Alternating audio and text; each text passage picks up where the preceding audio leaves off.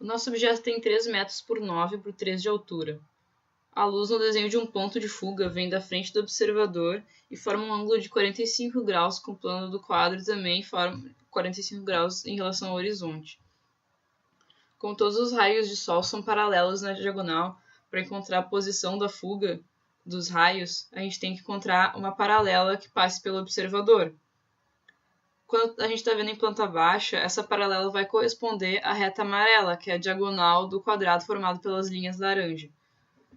Mas a altura do Sol também forma uma diagonal de 45 graus. Então, quando a gente está vendo de frente em VG, a linha amarela que é vista em planta baixa é equivalente à altura do Sol. O efeito no Sol do objeto vai ficar mais ou menos isso. Vamos desenhar em planta baixa. Primeiro, a gente traça na mesma direção dos raios de Sol, na planta baixa, ou seja, 45 graus, retas que partem das arestas do objeto. Já que a altura do Sol também é de 45 graus, a altura de cada uma das arestas na sombra vai ser igual a cada uma dessas arestas na altura original do desenho, ou seja, de 3 metros. Depois de marcar as alturas nas sombras das retas verticais, a gente liga os pontos para formar a sombra do objeto inteiro no chão e achura segundo a direção das linhas paralelas ao Sol. Para a sombra em perspectiva, a gente precisa achar 2 pontos de fuga. O primeiro a gente encontra ao traçar a reta 45 graus do observador em planta baixa. E do ponto em que a reta encontra o plano do quadro, a gente desce até a linha do horizonte e mantém essa linha vertical. O segundo ponto vai ficar nessa linha vertical e é equivalente à altura do Sol, só que ele não vai estar em cima da linha do horizonte. A partir da planta baixa, a gente tem 3 maneiras de encontrar onde esse ponto está em cima dessa vertical. A primeira, a gente calculou algebricamente por Pitágoras, a partir da linha amarela. A segunda maneira, a gente marca o tamanho dessa linha amarela em planta no escalímetro e transfere. E na terceira, bastante útil caso o desenho seja sem escala, a gente marca o valor da linha amarela em um pedaço de papel ou em um transferidor.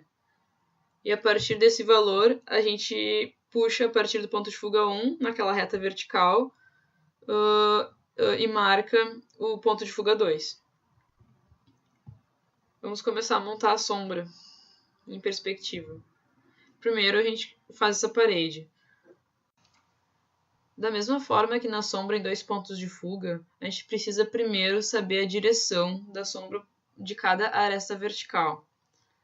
No chão ou em superfícies paralelas ao chão, as sombras das verticais vão sempre fugar para o ponto 1 da linha do horizonte. E da mesma forma, a gente precisa saber o ponto onde a sombra termina. Para isso, a gente usa dessa vez o ponto de fuga 2 e traça uma reta que, a partir dele, passa pelo ponto mais alto da aresta vertical que a gente está procurando fazer na sombra. No momento que as duas retas se cruzam, a do ponto de fuga 1 e a do ponto de fuga 2, a gente encontra o ponto máximo da nossa sombra. Assim, a gente vê que sempre que uma reta é vertical no desenho original, na sombra ela vai fugar para o ponto de fuga 1 da sombra. E da mesma forma, todas as retas que no objeto original são horizontais e não fugam, não vão fugar também na sombra. E todas as retas que fugam para o ponto central vão, na sombra, fugar também para o ponto central. Assim, a gente tem a sombra de mais uma aresta e consegue ligar as que já tem formando o desenho da primeira parede. E assim também a gente consegue o primeiro ponto da parede dos fundos. A aresta dessa parede, no desenho original, não fuga, ou seja, ela vai na horizontal até a próxima parede. E a mesma coisa vai acontecer na sombra. A gente não fuga ela e segue ela na horizontal, até que nem na sombra em planta baixa encontrar a parede.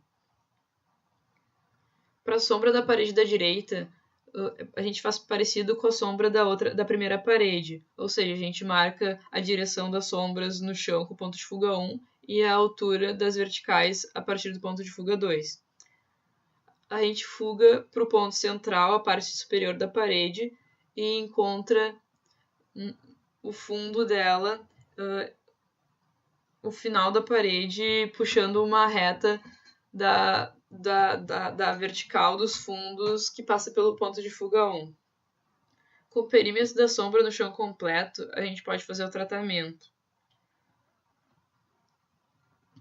Como o sol está vindo de trás e da esquerda em planta baixa, a gente consegue ver que as arestas que estão voltadas para o observador e viradas para a direita estão completamente na sombra causada pelo próprio objeto. Vai ficar a mesma coisa na perspectiva, todas essas arestas vão estar na sombra. Aí só vai nos faltar a parede da direita, que está recebendo o sol, porém está recebendo a sombra da parede dos fundos. Para isso a gente precisa encontrar os pontos em que a parede dos fundos e a sombra da parede dos fundos projetada no chão começam a fazer sombra e terminam de fazer sombra nessa parede, e ligar esses dois pontos, que é a parte de cima, em que encosta as duas, e a parte de baixo, em que a linha da sombra encosta na parede. E com isso a gente vai ter completo tratamento da sombra nesse objeto em um ponto de fuga.